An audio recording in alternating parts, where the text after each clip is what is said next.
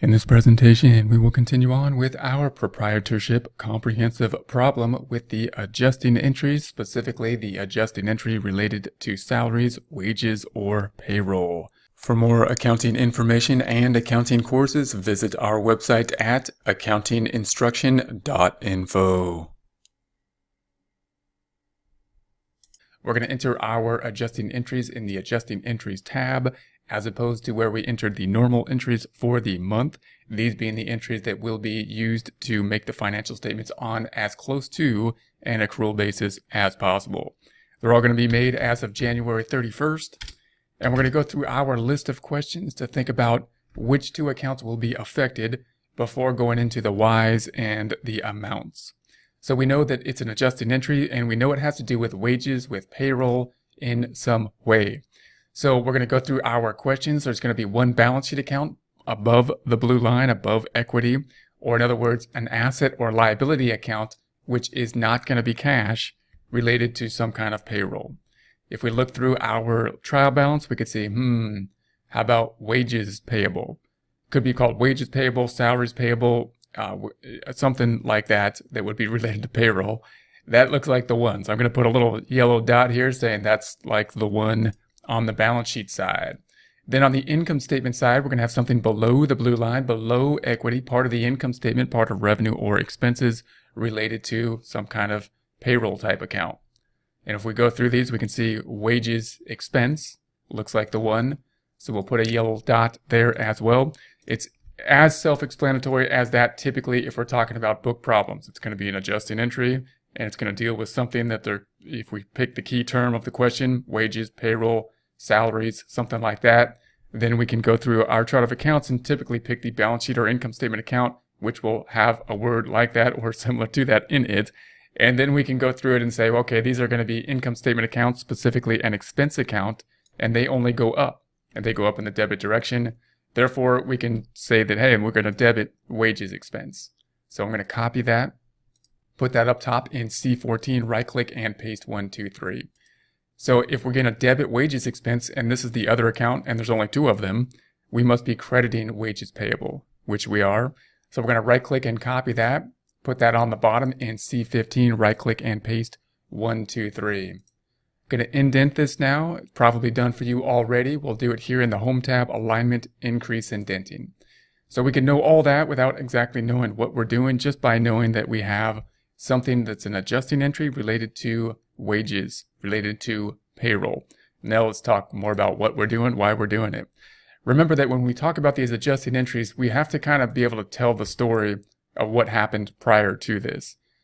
In this case, when we think about the story, what happens normally with wages payable, usually wages payable when we pay the employees or close to it, whatever type of system the payroll is easiest to use for payroll, which is usually closer to a cash basis. That's what we run. In other words, we tell payroll, hey, it's complicated enough for you to run payroll with all these withholdings and other kind of regulations and whatnot you have. You do whatever's easiest for you. Don't worry about the accrual method too much. And so they usually would say, okay, we're just going to run on a cash basis, meaning whenever we pay somebody, that's when we typically record the journal entry. So we let the payroll just pay people whenever they record cash typically, or close to it, whatever system works, and they debit wages expense and credit cash at that time. Now it could be a little bit more complex than that, but that's going to be, this whatever system that works best. Now, of course, we only pay people every month, or we pay people every couple weeks or every week, and therefore the end of the month is not going to land on the same day that we pay people. In other words, a perfect accrual system in payroll would say that every hour that someone works, we should recognize the fact that we owe them money with a payable, and we incurred the expense at the time they worked, and then once we pay them, we should decrease the payable and record the expense. That would take too much time to do that on an hourly basis, of course. What we will do is do that on a periodic basis, on a monthly basis in this case. So what we're going to do is try to find the amount of time that people have worked for which they have not been paid yet, and record the fact that we owe them that money at this point. So that could mean that, for example, if we have a 5-day work week and happened to be that the end of the month, January 31st, landed on a Wednesday, that would mean that there had been 3 days, Monday, Tuesday, Wednesday, on a work week that had been worked for which no payment has been made. It will be made next month in February. But the work was done this month in January, and therefore we need to record the information for it. Now, we won't get too detailed into the information. We're going to use a kind of a quick example just to show you how this could work. We could say, okay, what would be the payroll for the full time period ending in February? Let's say we ended in February and we have we pay people every 2 weeks, meaning there's 10 days of work that is typically done in each pay period. And let's say we pay people $5,000. Now, note we would know already how much had been paid in February, because we do these adjusting entries, although we enter them as of the end of the month, we're actually doing them sometime in February.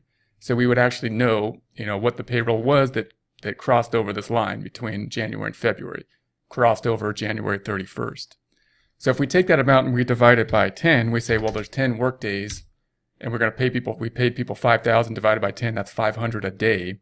And then we figure out how many days were in January that were worked. Let's say there were 3 of them, times 3. Then we're going to say, well, 1,500 of the 5,000 paid in February is actually attributed to work done in January.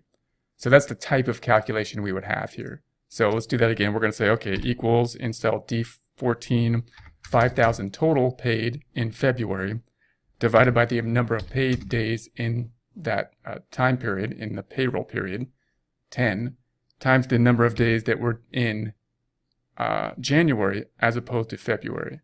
We're saying 3 in this case. And that'll give us an idea of the calculation. So the debit and the credit will be the same then. If we record this out, we can see if it does what we expect it to do now. What do we expect it to do? Well, we expect the wages to go up for the 3 days that have been worked in January, which we have not yet paid, and we expect the expense to be going up for the 3 days worked in January, in accordance with the matching principle of recognizing expenses when incurred. That then, of course, bringing down net income, bringing down the total equity section. So here's the wages expense. Here it is on our worksheet, wages expense right here. In I-18, within I-18, we're going to say equals.